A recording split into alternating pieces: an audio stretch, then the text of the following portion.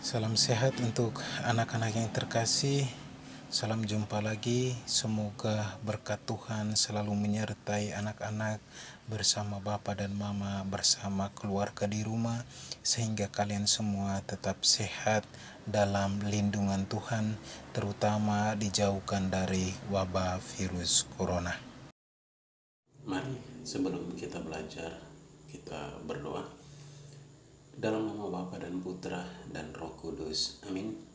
Tuhan, terima kasih Tuhan masih jaga kami sampai sekarang ini.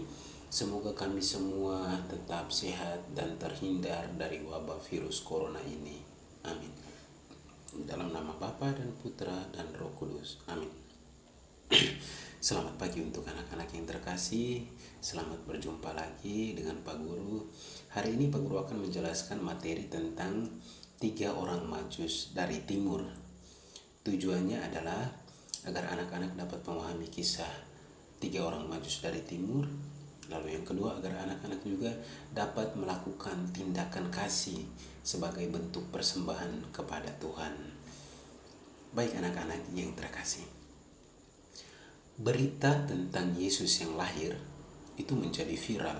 Tuh kamu tahu tuh artinya viral. Viral itu artinya tersebar kemana-mana, orang bicara di mana-mana. Nah, karena orang mulai bicara di mana-mana tentang kelahiran Yesus, 3 orang Majus ini juga mendengar tentang berita itu, Yesus yang lahir. Ternyata apa yang mereka dengar tentang Yesus membuat mereka sangat tertarik untuk mencari bayi Yesus, karena mereka dengar bahwa Yesus itu lahir sebagai seorang raja. Mereka mulai melakukan persiapan untuk mencari bayi Yesus. Mereka tidak tahu harus dengan cara apa, tetapi Tuhan menuntun mereka dengan petunjuk bintang yang bersinar di langit. Lalu mereka mulai berjalan dan mencari tempat Yesus dilahirkan dengan mengikuti petunjuk bintang itu.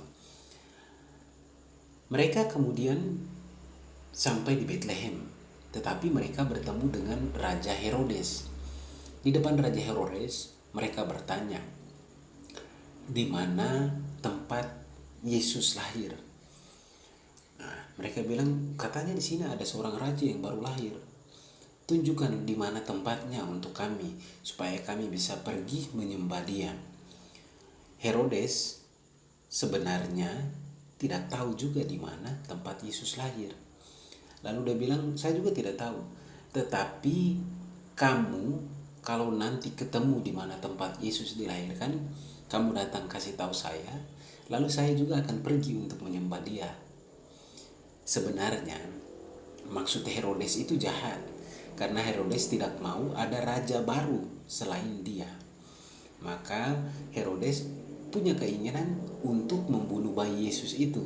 Maka dia pesan kepada 3 raja itu, kalau kamu ketemu di mana tempat dia dilahirkan, kembali kepada saya, kasih tahu saya supaya saya pergi menyembahnya. Padahal dia punya maksud supaya nanti dia bisa bunuh bayi Yesus.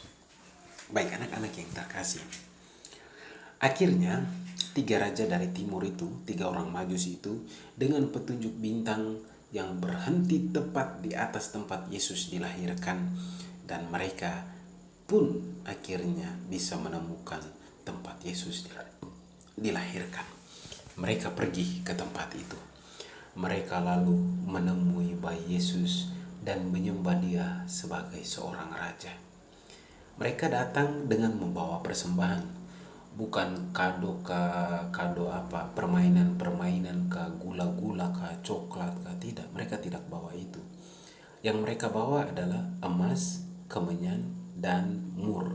Nah, penjelasan tentang emas, kemenyan, dan mur ini nanti kalau kalian sudah di kelas besar baru Pak Guru akan jelaskan. Nah, 3 orang raja ini kemudian setelah menyembah bayi Yesus dan memberikan persembahan, mereka kemudian pulang. Tetapi mereka tidak pulang untuk bertemu Herodes dan memberitahukan tempat di mana Yesus dilahirkan. Mereka pulang melalui jalan lain. Baik anak-anak, kamu tahukah tidak? 3 orang raja ini namanya siapa-siapa saja. Nah, pasti ada yang sudah tahu, tapi Pak Guru mau kasih tahu. 3 orang raja ini namanya, yang pertama Melkior, yang kedua Baltasar, dan yang ketiga adalah Gaspar. Baik anak-anak yang terkasih, kita juga, anak-anak juga, dapat memberi persembahan kepada Tuhan dalam bentuk apa? Dalam bentuk uang derma atau kolekte. Biasanya kalau kita pergi ibadah atau anak-anak kita di sekolah, kalau ibadah hari Rabu atau hari Sabtu, ada kolekte yang diedarkan. Nah, itu uang derma. Uang itu bukan untuk